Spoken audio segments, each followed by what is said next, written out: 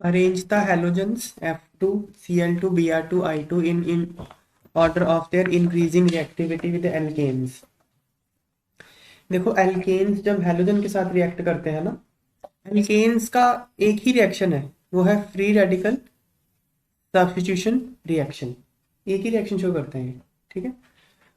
तो कैसे होता है देखते हैं। उसमें ऑर्डर ऑफ एक्टिविटी ये होता है F2 मोर देन Cl2, ये होता है order of activity. Fluorination is more vigorous than chlorination, फिर उससे कम ब्रोमिनेशन, उससे कम आयोडिनेशन, ये होता है। ये याद कर लो, इसका रीजन यहाँ बताते हैं कैसे। तो रिएक्टिविटी ये बोल रहा है कि आंसर 1 है। क्यों रीजन है? हेलोजनेशन देखो 3 स्टेप में होती है। ये जो एल्केन्स के साथ हेलोजेंस की रिएक्शन है, ये 3 स्टेप में होती है। कैसे देखो, पहला स्टेप है ये चेन मैकेनिज्म फॉलो करता है। तो चेन इनिशिएशन, चेन प्रोपेगेशन और चेन टर्मिनेशन, ये 3 स्टेप होते हैं इसके, ठीक है। पहला है चेन इनिशिएशन। इसमें जो हैलोजन होगा, यहाँ पे हीट करना पड़ेगा आपको, या तो हीट करना पड़ेगा या सनलाइट देनी पड़ेगी, लाइट देनी पड़ेगी, यूवी लाइट या कोई, ताकि इसका बॉन्ड टूट सके। या पेरोक्साइड्स भी यहाँ ले लेते होते हैं ताकि वो इनिशिएट कर सके। खैर वो उतनी डिटेल बाद में देखते हैं। ये देखो, ये एक्स एक्स बॉन्ड है हैलोजन का, इस पे लाइट पड़ी या हीट पड़ा तो टूट जाएगा। एक इलेक्ट्रॉन इधर, एक इलेक्ट्रॉन इधर। इसको कहते हैं होमोलिटिक फिशन, एक जैसा टूटा। तो एक्स फ्री रेडिकल बन गया ना, ठीक है। तो इसका ये डिफरेंट वैल्यूज हैं, आपको याद करने की जरूरत नहीं है। ये जो स्टेप हो रहा है देखो, इसमें ये एक बात बताओ, एनर्जी देनी पड़ेगी या रिलीज होगी, क्या लगता है? देनी पड़ेगी। देनी पड़ेगी एनर्जी आपको, है ना, क्योंकि तोड़ रहे हो बॉन्ड आप। तो फ्लोरीन के लिए इतनी देनी पड़ती है, क्लोरीन के लिए इतनी, ब्रोमीन के लिए इतनी, आयोडीन के लिए इतनी। तो यहाँ पे बॉन्ड और ऑर्डर क्या देखो, सबसे ज्यादा किसके लिए देनी पड़ रही है? Cl2 लेके, फिर Br2, फिर F2 के लिए, फिर I2 के लिए। ये वैल्यूज चाहे मत याद रखो, ऑर्डर जरूर याद रखना बॉन्ड इंथैल्पी का, ठीक है। चलो, तो अगर हम देखें तो यहाँ पे चेन इनिशिएशन होना सबसे आसान कौन से स्टेप का है? क्लोरीनेशन का है, सॉरी आयोडीनेशन का सबसे आसान है। तो ये ऑर्डर होना चाहिए रिएक्टिविटी का, पर ये ऑर्डर नहीं होता। क्यों नहीं होता, आगे देखते हैं, ठीक है ना। अगला स्टेप क्या है? Chain propagation. तो यहाँ तो एक फ्री रेडिकल बन गया, इसको कहेंगे चेन इनिशिएशन। अगला है चेन प्रोपेगेशन। प्रोपेगेशन मतलब फ्री रेडिकल बार बार बनता जाएगा, आगे की आगे, आगे की आगे, ठीक है ना। प्रोपेगेशन का मतलब होता है ट्रैवल करना ना। तो यहाँ पे फ्री रेडिकल की फॉर्मेशन ट्रैवल करती रहेगी through out the molecules of vessel, जितने भी वेसल में मॉलिक्यूल है। कैसे देखो, इसमें 2 स्टेप में होता है। पहले फ्री रेडिकल ना बहुत अनस्टेबल स्पीशी होता है। ये ऊपर बन गया था फ्री रेडिकल, ये जो भी एल्केन प्रेजेंट है उसके साथ टकराएगा। देखो कैसे, ऐसे HCH, यही है ना। ये इसके साथ टकरा जाएगा जाके, इसके साथ अगर टकरा गया, इस ये बॉन्ड तोड़ दो आप ऐसे, एक इलेक्ट्रॉन इसका इधर कर दो, एक इलेक्ट्रॉन इधर कर दो, तो ये H फ्री रेडिकल बन जाएगा। H फ्री रेडिकल इस X फ्री रेडिकल के साथ ज्वाइन करके क्या बन जाएगा? HX। और ये मिथाइल फ्री रेडिकल ऐसे कैसे रह जाएगा? समझ में आ गई बात? तो एक फ्री रेडिकल खत्म हो गया, दूसरा बन गया, तो प्रोपेगेशन हो गई ना, ठीक है। अब इसमें देखो क्या है, इसमें क्या हो रहा है, इसमें क्लोरीनेशन के लिए ये, एक सेकंड, इस स्टेप के होने के लिए जो एनर्जी चेंजेस है उसकी वैल्यू ये है, ठीक है। तो फ्लोरीनेशन में तो एनर्जी रिलीज हो रही है, ठीक है, और इनमें देनी पड़ रही है, क्लोरीनेशन में, ब्रोमिनेशन और आयोडीनेशन में। तो कोई भी रिएक्शन कब होती है? जब उसमें एनर्जी रिलीज हो। अगर इसमें देनी पड़ती है तो उस रिएक्शन के होने की टेंडेंसी इतनी ज्यादा नहीं होती, यही बात है ना। तो फ्लोरीनेशन के केस में क्या है, एनर्जी रिलीज हो रही है, इसलिए बहुत फास्ट हो जाएगा। और क्लोरीनेशन में एनर्जी कम देनी पड़ रही है, ब्रोमिनेशन में उससे ज्यादा देनी पड़ रही है, आयोडीनेशन में उससे भी ज्यादा देनी पड़ रही है। तो फिर ऑर्डर ऑफ रिएक्टिविटी क्या होगा? F2 more than, Cl2 more than, Br2 more than, I2, ठीक है। यही एक्चुअली ऑर्डर ऑफ रिएक्टिविटी होता है। कारण क्या है ना, ये जितने भी स्टेप हम कर रहे हैं इसमें से ये स्टेप सबसे स्लो होता है। तो अगर ऐसे कोई रिएक्शन एक से ज्यादा स्टेप में हो तो उस रिएक्शन का ओवरऑल जो स्पीड है वो किस बात पे डिपेंड करती है, उसके स्लो स्टेप पे, जो सबसे स्लो स्टेप होता है। तो सबसे स्लो स्टेप उसका ये है, और उसमें ऑर्डर ऑफ एक्टिविटी ये है, तो इसलिए ओवरऑल जो ऑर्डर ऑफ एक्टिविटी होगा वो यही होगा। ठीक है बात है। अगला क्या है, चलो ये इस क्वेश्चन का आंसर तो आ गया, पर हम मैकेनिज्म कंटिन्यू करते हैं।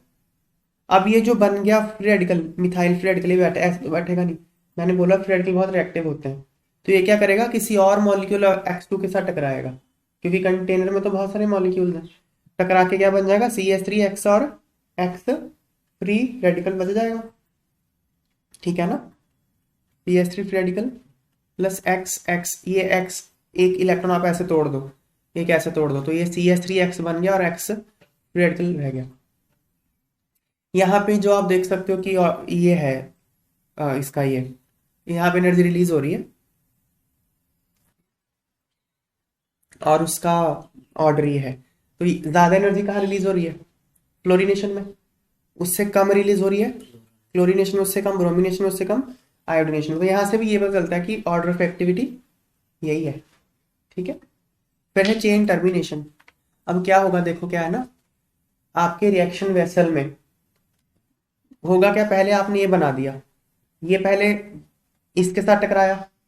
देखो कंटेनर में शुरू में क्या क्या था, शुरू में क्या था, शुरू में CH4 था और X2 था, शुरू में यही था, बहुत सारे CH4 थे, बहुत सारे X2 थे। ठीक है, तो लाइट पड़ी इस पे, तो लाइट पड़ी तो इसने इसको तोड़ दिया, एक्स फ्री रेडिकल बना दिया ऐसे। अब इस फ्री रेडिकल को आसपास क्या दिखेगा, उसको आसपास बाकी X2 दिखेंगे और बाकी CH4 दिखेंगे। अगर वो X2 के साथ टकराता है तो कोई फायदा ही नहीं है, वो तो फिर से X2 ही बनेगा। अगर ये ऐसे टकरा जाता है X2 के साथ तो क्या बनेगा, इसका एक X ले लेगा, तो X2 plus X free radical यही हो सकता है, और क्या हो सकता है। तो कोई हुआ ही नहीं, कुछ हुआ ही नहीं, तो इस रिएक्शन से तो कोई फायदा नहीं होगा। दूसरा क्या कर सकता है, किसके साथ टकरा जाएगा, इसके साथ टकराएगा, इसके साथ टकराएगा तो क्या रिएक्शन हो गई, ये वाली हो गई ना। अब जब ये बन गया, जब CH3 फ्री रेडिकल बन गया, अब इसको आसपास अपने क्या दिखेगा, इसको भी अपने आसपास CH4 दिखेगा और X2 दिखेगा। अब अगर ये इसके साथ टकराता तो कोई फायदा ही नहीं है, वो तो फिर इसका एक X ले लेगा, CH4 बन जाएगा और वो मिथाइल फ्री रेडिकल बन जाएगा, वो तो एक ही बात है। दूसरा क्या, ये X2 के साथ टकरा जाए, X2 के साथ टकराता तो ये होगा। ठीक है ना, और फिर धीरे धीरे क्या होगा ना, CH4 और X2 की संख्या कम होती रहेगी कंटेनर में। फिर एंड में क्या होगा, फ्री रेडिकल जो होगा वो इसके साथ आपस में टकराने लगेंगे। ये एक्स, जैसे ये एक्स फ्री रेडिकल बना, ये दूसरे किसी एक्स फ्री रेडिकल के साथ टकरा जाए, या CH3 के साथ टकरा जाए, इसके साथ ये फ्री रेडिकल जो बन गए ये आपस में टकराने लगेंगे, क्योंकि बाकी रिएक्टेंट तो खत्म होने लग गए। तो तब क्या होगा, चेन टर्मिनेशन।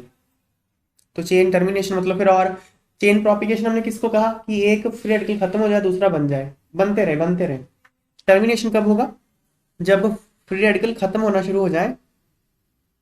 ये देखो, कोई भी दो आपस में जोड़ के बन गई है, तो अब और नहीं बनेगा फ्री रेडिकल, बस यहाँ पे रिएक्शन खत्म हो जाती है।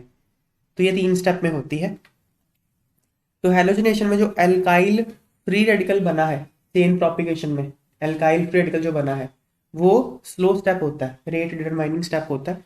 तो उस, और जितनी डेल्टा एच की वैल्यू कम होती है उतना रिएक्शन फास्ट होता है, तो इसलिए ये रिएक्टिविटी ऑर्डर है। ठीक है बात। अगला,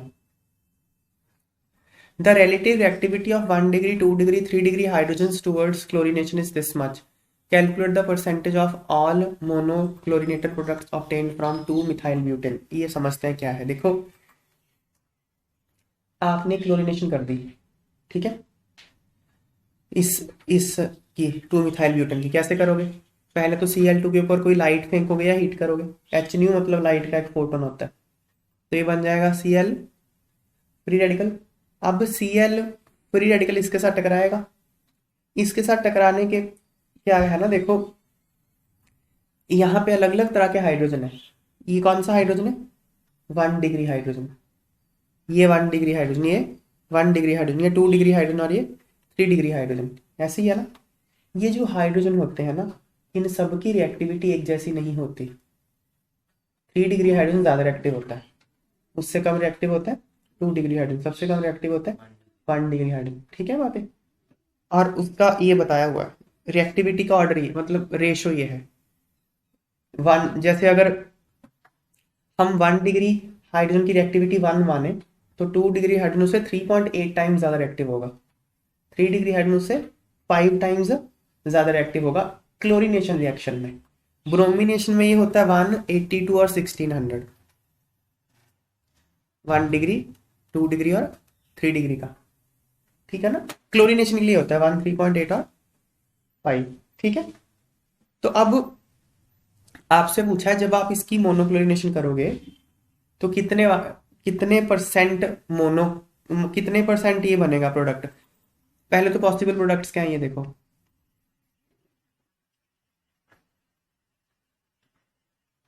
अच्छा ऑल मोनो, हाँ उसके प्रोडक्ट। तो सबसे पहले तो डिफरेंट मोनो क्लोरीनेटेड प्रोडक्ट्स बनेंगे कौन से ये देखते हैं हम लोग। ठीक है। तो 4 बन सकते हैं देखो। 4 कौन कौन से बन सकते हैं। एक तो मैं इसका स्केलेटन एक बार ऐसे यहाँ इधर करता हूँ इसको पहले। ये है ना, या तो मैं क्लोरीन यहाँ लगा दूं, ठीक है, या फिर यहाँ और यहाँ तो एक ही बात है। देखो यह चाहे यहाँ लगाओ चाहे यहाँ लगाओ एक ही बात है। या फिर मैं यहाँ लगा सकता हूँ, या फिर मैं क्या कर सकता हूँ,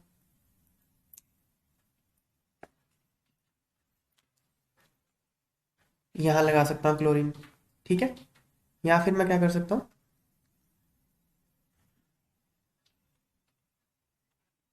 यहाँ लगा सकता हूँ। 4 बनेंगे टोटल प्रोडक्ट। ठीक है। 4 मोनोक्लोरिनेटेड प्रोडक्ट्स बनेंगे। किसके हैं ये, इसके CH3 CH CH3 CH2 CH3। अब इन चारों की परसेंटेज निकालनी है हमको। ठीक है। कैसे निकालेंगे देखो, मैं आपको पहले यहाँ एक टेबल सा बना के बता देता हूँ। तो पहले तो इसके कितने नंबर बनेंगे, इस प्रोडक्ट का नंबर क्या होगा, इसका नंबर होगा नंबर ऑफ हाइड्रोजन कितने हैं। ये क्लोरीन कितने हाइड्रोजन को रिप्लेस करके लग सकता है, 6 को। 3 एयर है 3 एयर है, 6 को रिप्लेस करके लग सकता है ना ये। तो 6 इनटू उस हाइड्रोजन की रिएक्टिविटी कितनी थी 1। ये 1 डिग्री हाइड्रोजन ही है ना, सारे 1 डिग्री हाइड्रोजन है, उसकी रिएक्टिविटी कितनी थी 1। तो 6 बन सकते हैं ये। ठीक है। ये कितने डिग्री हाइड्रोजन था, ये वाला 3 डिग्री था, और ये है कितने, एक ही है। तो 1 इंटू क्या है 5 ना, 1 तो नंबर हो गया इसका हाइड्रोजन का, इसकी रिएक्टिविटी कितनी है 5 टाइम्स, तो इसके 5 बनेंगे। ठीक है बात है। ये कितने हाइड्रोजन है यहाँ पे, 2। तो 2 पॉसिबिलिटीज है कि दो दो को रिप्लेस कर सकता है 2 इंटू इसकी रिएक्टिविटी कितनी है 3.8। 2 डिग्री हाइड्रोजन है ना ये, तो कितना हो गया ये 7.6। फिर ये कितना है, कितने हाइड्रोजन है यहाँ पे, 3 है। 3 इंटू 1, क्योंकि इसकी रिएक्टिविटी 1 है, 1 डिग्री है ये, तो ये हो गया 3। ये इनके रिलेटिव नंबर है, मतलब 6 मॉलिक्यूल इसके बन सकते हैं, 5 इसके, 7.6 इसके और 3 इसके। टोटल कितने हो गए इसके मॉलिक्यूल, ये टोटल आ गया 21.6। मतलब अगर टोटल 21.6 मॉलिक्यूल्स होंगे ना, उसमें से 6 ए वाले होंगे, 5 ए वाले होंगे, 7.6 ए वाले होंगे और 3 ये वाले होंगे। अब इनका परसेंटेज निकाल लो। इसका परसेंटेज कितना आ गया 6/21.6 इंटू 100, और इसका कितना आ गया 5/21.6 इंटू 100, इसका 7/6/21.6 इंटू 100, और इसका 3/21.6 इंटू 100। परसेंटेज निकाल लो कितना आ गया, बताओ आंसर।